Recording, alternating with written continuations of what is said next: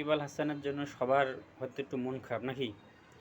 এখানে একদিন একদিন অবসরে যেতে হবে, কিন্তু অনেকে তার বলছে সে চাপের উপরে সে অবসর গ্রহণ করছে টেস্ট এবং টি-20 থেকে। অবশ্যই তার প্রতি অনেক মানুষের সমর্থক আছে। তার প্লেয়ার হিসাবে তাকে সবাই অনেকে ভালোবাসে। অলরাউন্ডার হিসেবে তাকে অনেকেই সম্মান করে, ভালোবাসে।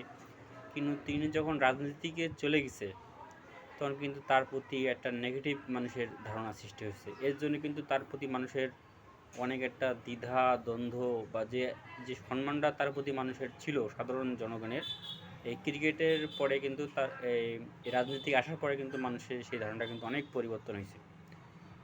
তারপরেও মানুষের অনেক রাগ অভিমান ক্ষোভ এই সাকিব আল হাসানের উপরে থাকতে পারে, কিন্তু ক্রিকেট প্লেয়ার হিসাবে তার অবদান মানতে হবে, আছে, অবশ্যই আছে। কিন্তু যখনই রাজনৈতিক ব্যক্তি হিসাবে তিনি চলে গেছেন, তখন কিন্তু তাকে মানুষ অন্য চোখে দেখা শুরু করছে। তার অবদান অবশ্যই আছে। তিনি যখন অবসর গ্রহণ করছে, অনেক দর্শক অনেক মানুষের মন কিন্তু খারাপ হয়েছে।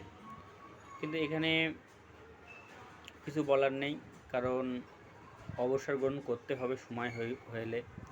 কিন্তু আমার মনে যেটা হয়, ক্রিকেটারদের রাজনীতিকের বাইরে থাকাটাই উচিত। তারা অবসর পরে, ক্রিকেট থেকে অবসর নেওয়ার পরে তারা হলো, যেমন মাশরাফি বিন মুর্তজা তিনি কিন্তু অবসর পরে নিছে, তারপর ওটা অন্যরকম ছিল। কিন্তু সাকিব আল হাসান ক্রিকেট থাকাকালীনই তিনি ক্ষমতার লোভ তার মধ্যে ছিল, একটু ছিল।